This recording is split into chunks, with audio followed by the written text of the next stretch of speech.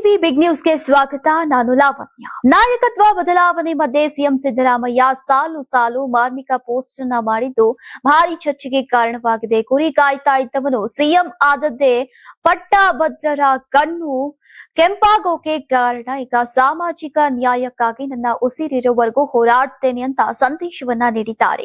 ನನ್ನ 4 ದಶಕಗಳ ರಾಜಕೀಯ ಜೀವನ ಎಂದಿಗೂ ಹೂವಿನ ಹಾಸಿಗೆ ಆಗಿರಲಿಲ್ಲ. ಅದು ಕಲ್ಲು ಮುಳ್ಳಿನ ಹಾದಿಯಾಗಿತ್ತು. ನನ್ನನ್ನ ರಾಜಕೀಯವಾಗಿ ಮುಗಿಸೋಕೆ ಹಲವಾರು ದೊಡ್ಡ ದೊಡ್ಡ ನಾಯಕರು ಹಲವಾರು ಬಗೆಯ ಕುಟಿಲ ಕಾರಸ್ಥಾನಗಳನ್ನ ಮಾಡ್ತಿದ್ದಾರೆ. ಈಗ ಅವುಗಳೆಲ್ಲವನ್ನ ಜನತೆಯ ಆಶೀರ್ವಾದದಿಂದ ಗೆದ್ದು ಬಂದಿದ್ದೇನೆ.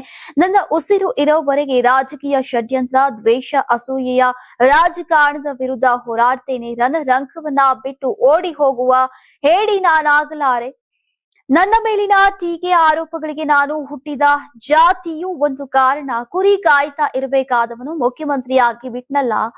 ಆರ್ಥಿಕ ತಜ್ಞರಿಗೆ ಸರಿಸಮನಾಗಿ ನಿಂತು ಸಾಲು ಸಾಲು ಬಜೆಟ್ ಮಂಡಿಸಿ ಶಹಬಾಜ್ಗಿರಿಯನ್ನ ಗಳಿಸ್ತಿದ್ದೀನಲ್ಲ ಅನ್ನುವ ಅಸಹನೆ ಅವರೊಳಗೆ ದ್ವೇಷ, ಅಸೂಯೆ ಕುದಿತಾ ಇದೆ. ಇವನೊಬ್ಬನನ್ನ ರಾಜಕೀಯವಾಗಿ ಮುಗಿಸ್ಬಿಟ್ರೆ ಅದರ ನಂತರ ನಮ್ಮೆಲ್ಲರ ಹಾದಿ ಸುಲಭವಾಗುತ್ತೆ ಅನ್ನುವ ರಾಜಕೀಯ ದುರುದ್ದೇಶದ ಲೆಕ್ಕಾಚಾರ ಇರುವ ಇವ್ರ ಮನಸ್ಸಿನಲ್ಲಿದೆ. ಹೀಗಂತ ಸರಣಿ ಟ್ವೀಟ್ ಮೂಲಕ ರಾಜಕೀಯ ವಿರೋಧಿಗಳಿಗೆ ಟಾಂಗ್ ಕೊಟ್ಟಿದ್ದಾರೆ. ಇದೆಲ್ಲವನ್ನ ಗಮನಿಸಿದ್ರೆ ಸಿಎಂ ಸಿದ್ದರಾಮಯ್ಯನವರ ರಾಜಕೀಯ ನಿವೃತ್ತಿ ಸಮಯ ಹತ್ತಿರ ಬಂತ ಅಂತ ಅನುಮಾನ ಹೆಚ್ಚಾಗಿದೆ. ಸಿಎಂ ಸರಣಿ ಪೋಸ್ಟ್ಗೆ ಕೇಂದ್ರ ಸಚಿವ ಎಚ್.ಡಿ. ಕುಮಾರಸ್ವಾಮಿ ಅವರು ಟಾಂಗ್ ಕೊಟ್ಟಿದ್ದಾರೆ. ಸಿಎಂ ಆಗಿರೋದಕ್ಕೆ ಸಹಿಸ್ತಾ ಇಲ್ಲ ಅನ್ನೋದು ಅವರ ಒಳಗೆ ಇರುವಂತಹದ್ದು ಕೂಡ. ಯಾರಿಗೂ ಅಧಿಕಾರ ಶಾಶ್ವತ ಅಲ್ಲ. 8 ವರ್ಷ ಸಿಎಂ ಆಗಿ ಕೆಲಸ ಮಾಡಿದ್ದಾರೆ. ಇವರು ಕುರುಬರು ಅಂತೇಳಿ ಮುಖ್ಯಮಂತ್ರಿ ಮಾಡಿದ್ರ? ಇವರನ್ನ ಕೇವಲ ಕುರುಬ ಸಮಾಜದವರು ಬೆಳೆಸಿದ್ದಾರ? ಮೈಸೂರಿನಲ್ಲಿ ಯಾವ್ಯಾವ ಸಮಾಜದವರು ಜಾತಿ ಭೇದ ಮರೆತು ಇವರ ರಾಜಕೀಯ ಬೆಳವಣಿಗೆಗೆ ಶಕ್ತಿಯನ್ನ ತುಂಬಿದ್ದಾರೆ ಅನ್ನುವ ಸಾಮಾನ್ಯ ಜ್ಞಾನವೂ ಅವರಿಗಿಲ್ವಾ? ಇಂದು ಹೇಳಿಕೊಂಡಿರುವುದೆಲ್ಲ ಕುರ್ಚಿ ಕಳೆದುಕೊಳ್ಳುವಂತಹ ವಾತಾವರಣ ನಿರ್ಮಾಣವಾಗಿರುವಂತಹ ಹಿನ್ನೆಲೆ ಸಮಾಜದ ಹೆಸರಿನ ಕುರ್ಚಿ ಉಳಿಸಿಕೊಳ್ಳೋಕೆ ದುರುಪಯೋಗ ಮಾಡ್ಕೊಳ್ತಿದ್ದಾರೆ. ಇದನ್ನ ಅವರ ಸುದೀರ್ಘ ಮಾಹಿತಿಗಳನ್ನ ನೋಡಿದ್ರೆ ಗೊತ್ತಾಗುತ್ತೆ ಅಂತ ಎಚ್.ಡಿ.ಕೆ ಅವರು ಕುಟುಕಿದ್ದಾರೆ. ಪವರ್ ಶೇರಿಂಗ್ ವಿಚಾರದಲ್ಲಿ ಡಿಸಿಎಂ ಡಿ.ಕೆ. ಶಿವಕುಮಾರ್ ಪರ ಬ್ಯಾಟಿಂಗ್ ಮಾಡಿರುವಂತಹ ಎಚ್. ವಿಶ್ವನಾಥ್ ಸಿದ್ದುಗೆ ಹಿಗ್ಗಾಮುಗ್ಗಾ ಕ್ಲಾಸ್ ತೆಗೆದುಕೊಂಡಿದ್ದಾರೆ. 136 ಸೀಟ್ ಬಿಡೋಕೆ ಅಧಿಕಾರ ಹಿಡಿಯೋದ್ರಲ್ಲಿ ಡಿಕೆಶಿ ಪಾತ್ರ ಇಲ್ವಾ? ಎಲ್ಲವನ್ನ ಯೋಚನೆ ಮಾಡಿ ಸಿಎಂ ಸಿದ್ದರಾಮಯ್ಯನವರೇ ಇಲ್ಲ ಅಂದ್ರೆ ಬಹಳ ಕಷ್ಟವಾಗುತ್ತೆ ಅಂತ ಎಚ್ಚರಿಕೆಯನ್ನ ಕೊಟ್ಟಿದ್ದಾರೆ. ಪುಕ್ಸಟ್ಟೆ ಕೊಡೋದಾದ್ರೆ ಅಕ್ಷರ ಆರೋಗ್ಯ ಕೊಡಿ. ಆದ್ರೆ ನಿಮ್ಮ ಕಾಲದಲ್ಲಿ ಸರ್ಕಾರಿ ಶಾಲೆಗಳು ಹಾಳು ಬಿದ್ದು ಹೋಗ್ತಾ ಇವೆ. ಸರ್ಕಾರಿ ಆಸ್ಪತ್ರೆಗಳಲ್ಲಿ ಈಗ ಯಾವ ಪರೀಕ್ಷೆಯೂ ಇಲ್ಲ. ಎಲ್ಲಾ ನಿಂತು ಹೋಗಿವೆ. ಆರೋಗ್ಯವೂ ಇಲ್ಲ. ಮತ್ಯಾವ ಸರ್ಕಾರ ನಡೆಸ್ತಿದ್ದೀರಾ? ಸಮಯ ಬರ್ತಿದೆ. ಜನ ದಡ್ಡರೆಲ್ಲ ಸಿದ್ದರಾಮಯ್ಯ ಎಚ್ಚೆತ್ತುಕೊಂಡು ಕೆಲಸ ಮಾಡಿ. ಜನರಿಗೆ ಬೇಕಾಗಿರೋದು 2,000 ಅಲ್ಲ, ಮಾನವ ಸಂಪನ್ಮೂಲವನ್ನೇ ಮರೆತಂತಹ ಸರ್ಕಾರ ಇದು. ಬಸ್ ಡಿಪಾರ್ಟ್ಮೆಂಟ್ ಕೂಡ ಬಾಗ್ಲು ಹಾಕ್ತಾ ಇದೆ ಅಂತ ಮೈಸೂರಿನ ಸುದ್ದಿಗೋಷ್ಠಿಯಲ್ಲಿ ಎಚ್. ವಿಶ್ವನಾಥ್ ಅವರು ಕುಟುಕಿದ್ದಾರೆ. ಮೈಸೂರಲ್ಲೀಗ ಮಾಜಿ ಸಂಸದ ಪ್ರತಾಪ್ ಸಿಂಹ ಹಾಗೂ ಎಂಎಲ್ಸಿ ಯತೀಂದ್ರ ನಡುವೆ ಬಿಗ್ ವಾರ್ ಶುರುವಾಗಿದೆ.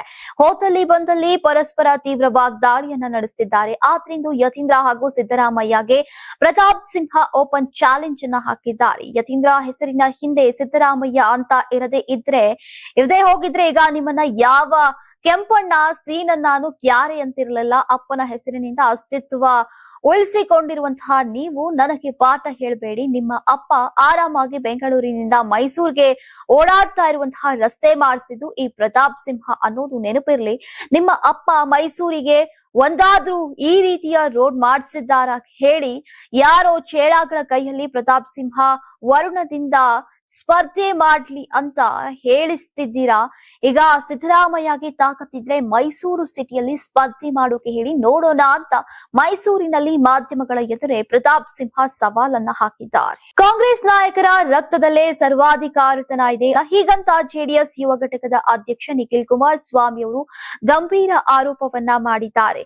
ಮಾಜಿ ಪ್ರಧಾನಿ ಇಂದಿರಾ ಗಾಂಧಿ ದೇಶದ ಮೇಲೆ ಎಮರ್ಜೆನ್ಸಿಯನ್ನ ಹೇರಿದ್ರು. ತುರ್ತು ಪರಿಸ್ಥಿತಿ ಹೇರಿ 50 ವರ್ಷ ಕಳೆದ ಸಂದರ್ಭದಲ್ಲಿ ಸುವರ್ಣ ಮಹೋತ್ಸವವನ್ನಾಗಿ ಆಚರಿಸ್ತಾ ಇದೆ. ಇದು ಸರ್ವಾಧಿಕಾರಿ ಧೋರಣೆಗೆ ಕೊಡಬಹುದಾದಂತಹ ಮೊದಲ ಉದಾಹರಣೆ. ವಿಧಾನಸೌಧಕ್ಕೆ ಮಾಧ್ಯಮಗಳಿಗೆ ಏನು ನಿರ್ಬಂಧ ಹೇರಿರುವುದು ಇವರ ಸರ್ವಾಧಿಕಾರತನದ ಮತ್ತೊಂದು ಮುಖ. ಇವರ ಮನಸ್ಥಿತಿ ಇಂದಿರಾ ಗಾಂಧಿ ಕಾಲದಲ್ಲಿ ಹೇಗಿದೆಯೋ ಅದೇ ರೀತಿ ಈಗಲೂ ಮುಂದುವರೆದಿದೆ ಅಂತ ನಿಖಿಲ್ ಅವರು ಗುಡುಗಿದ್ರು. ಇನ್ನು ಪತ್ರಕರ್ತರ ಪ್ರತಿಭಟನೆಗೆ ಜೆಡಿಎಸ್ ಬೆಂಬಲ ಇದೆ. ಇದು ಬರೀ ಮಾಧ್ಯಮಗಳ ಹೋರಾಟವಲ್ಲ, ಕನ್ನಡಿಗರ ಅಭಿವ್ಯಕ್ತಿ ಸ್ವಾತಂತ್ರ್ಯದ ಹೋರಾಟ ಅಂತ ನಿಖಿಲ್ ಕುಮಾರಸ್ವಾಮಿ ಅವರು ಹೇಳಿದ್ದಾರೆ. ರಾಜ್ಯದಲ್ಲಿ ಸೃಷ್ಟಿಯಾಗಿರುವಂತಹ ಗೊಂದಲಗಳಿಗೆ ಸಂಬಂಧಿಸಿದಂತೆ ಹೈಕಮಾಂಡ್ ನಾಯಕರು ಒಂದು ತಾರ್ಕಿಕ ನಿರ್ಧಾರಕ್ಕೆ ಬಂದಿದ್ದಾರೆ. ಶೀಘ್ರದಲ್ಲಿ ಒಂದು ಅಂತಿಮ ನಿರ್ಧಾರ ಪ್ರಕಟಿಸಬಹುದು ಅಂತ ಸಚಿವ ಸತೀಶ್ ಜಾರಕಿಹೊಳಿ ಅವರು ಸ್ಫೋಟಕ ಹೇಳಿಕೆಯನ್ನ ನೀಡಿದ್ದಾರೆ. ದೆಹಲಿಯಲ್ಲಿ ಎಐಸಿಸಿ ಅಧ್ಯಕ್ಷ ಮಲ್ಲಿಕಾರ್ಜುನ್ ಖರ್ಗೆ ಅವರನ್ನ ಮಾಜಿ ಸಚಿವ ಕೆಎನ್ ರಾಜಣ್ಣ ಜೊತೆಗೂಡಿ ಭೇಟಿಯಾಗಿ ಅರ್ಧ ಗಂಟೆಗಳ ಕಾಲ ಚರ್ಚಿಸಿದ್ರು. ಬಳಿಕ ಮಾತನಾಡಿದಂತಹ ಸತೀಶ್ ಜಾರಕಿಹೊಳಿ ಕ್ಲಾರಿಟಿಯನ್ನ ಕೊಟ್ಟಿದ್ದಾರೆ. ಖರ್ಗೆ ಅವರನ್ನ ಭೇಟಿಯಾಗಿ ರಾಜಕೀಯ ವಿದ್ಯಮಾನಗಳ ಬಗ್ಗೆ ಚರ್ಚೆಯನ್ನ ಮಾಡಿದ್ದೇವೆ. ಮುಖ್ಯಮಂತ್ರಿ ಬದಲಾವಣೆಯೋ ಅಥವಾ ಇನ್ಯಾವ ನಿರ್ಧಾರವೋ ಗೊತ್ತಿಲ್ಲ. ಒಟ್ನಲ್ಲಿ ಹೈಕಮಾಂಡ್ ಒಂದು ಅಂತಿಮ ತೀರ್ಮಾನಕ್ಕೆ ಬನ್ನಿ ಅಂತ ಹೇಳಿದ್ದೇವೆ. ಗೊಂದಲಗಳನ್ನ ಶೀಘ್ರವೇ ಇತ್ಯರ್ಥಪಡಿಸುವಂತೆ ಮನವಿಯನ್ನ ಮಾಡಿದ್ದೇವೆ.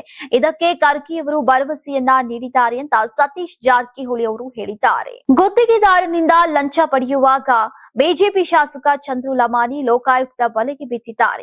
ಗದಗ ಜಿಲ್ಲೆಯ ಶಿರಹಟ್ಟಿಯಲ್ಲಿ ಘಟನೆ ನಡೆದಿದೆ.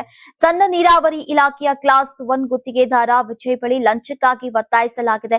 ರಸ್ತೆ ಬದಿ ತಡೆಗೋಡೆ ನಿರ್ಮಾಣದ ಕಾಮಗಾರಿ ವಹಿಸೋಕೆ 11 ಲಕ್ಷ ರೂಪಾಯಿ ಲಂಚಕ್ಕೆ ಬೇಡಿಕೆ ಇಡಲಾಗಿದೆ. ಮುಂಗಡವಾಗಿ 5 ಲಕ್ಷ ರೂಪಾಯಿ ಲಂಚ ಪಡಿತಾ ಇದ್ದಾಗ ಶಾಸಕ ಚಂದ್ರು ಲಮಾನಿ ಪಿಎಗಳಾದಂತಹ ಮಂಜುನಾಥ್ ಮತ್ತು ಗುರು ರೈಟ್ ಹ್ಯಾಂಡ್ ಆಗಿ ಸಿಕ್ಕಿಬಿದ್ದಿದ್ದಾರೆ. ಸದ್ಯ ಮೂವರನ್ನು ಲೋಕಾಯುಕ್ತ ಪೊಲೀಸರು ವಶಕ್ಕೆ ಪಡೆದಿದ್ದಾರೆ. ಲೋಕಾಯುಕ್ತ ಎಸ್ಪಿ ಸಿದ್ದಲಿಂಗಪ್ಪ ನೇತೃತ್ವದಲ್ಲಿ ಕಾರ್ಯಾಚರಣೆಯನ್ನ ನಡೆಸಲಾಗಿದೆ. ಇನ್ನು ಚಂದ್ರು ಲಮಾನಿಗೆ ಸೇರಿದ ಬಾಲಾಜಿ ಆಸ್ಪತ್ರೆ ಮೇಲೆ ಕೂಡ ದಾಳಿಯನ್ನ ಮಾಡಿ ಪರಿಶೀಲನೆಯನ್ನ ಮಾಡಲಾಗಿದೆ. ನೋಡಿದ್ರಲ್ಲ ವೀಕ್ಷಕರೇ, ಇದಾಗಿತ್ತು ಇವತ್ತಿನ ಲಯನ್ ಬಿಗ್ ನ್ಯೂಸ್. ಮತ್ತೆ ಭೇಟಿಯಾಗೋಣ ನಾಳೆಯ ಬಿಗ್ ನ್ಯೂಸ್ ನಲ್ಲಿ.